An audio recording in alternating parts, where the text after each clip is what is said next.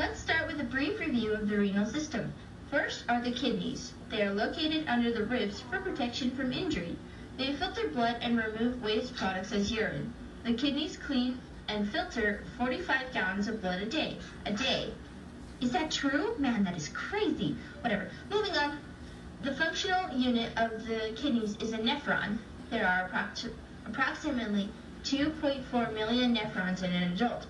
How can that many nephron thingies stay in one adult? What is that? Is that even English? No. That won't work. Get rid of it.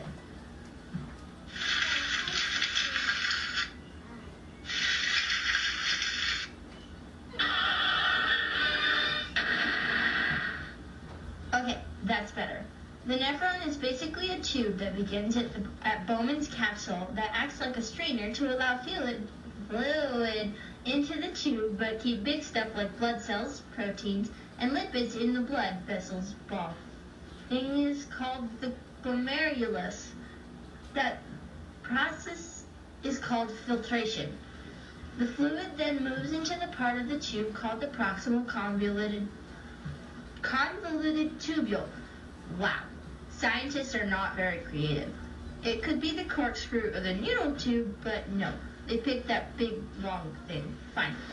Next is the loop of Henle. Just guessing here, but I think the boring scientist who named this is called Henle. Just a hunch. So the loop has a side that goes down and one that goes up. The descending limb allows more water out of the nephron into the surrounding tissue. The ascending limb receives calcium, sodium, chloride, and potassium as secretions from the surrounding capillaries. Then the tube becomes the distal convoluted tubule. Just saying convoluted is convoluted.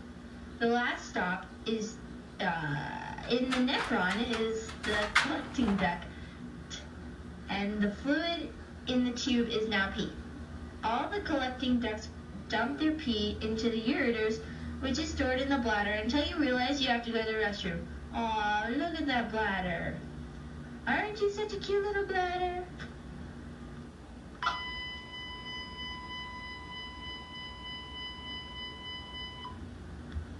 Three. Ladies, look at me. Now look at this child. Now look at me. Does this child look like she could smell like me? Well, she can, but that would be weird. But can she talk like this? No. First, take note. This is Picmonic. Use it. Let's get rid of this chicken rocket vat of ridiculousness.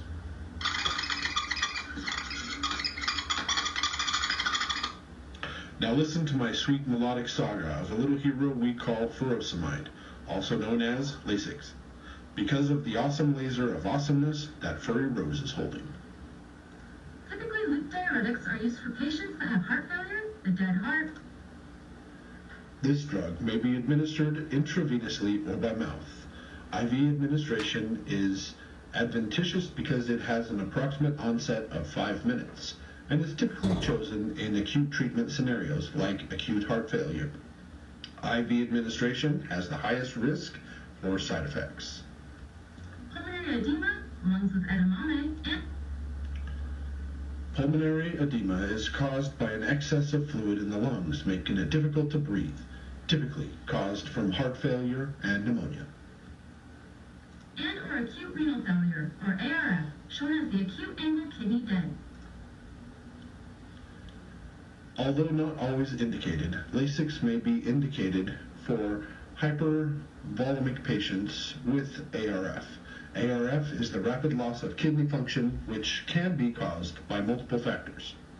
The kidneys are unable to filter waste and fluid adequately, as well as regulate electrolyte balance.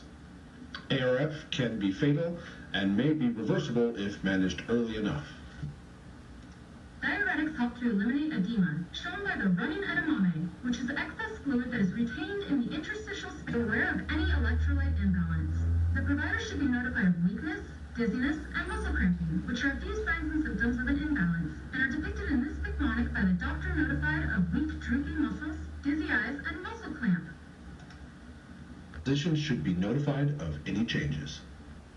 As well as check their blood pressure daily, the daily BP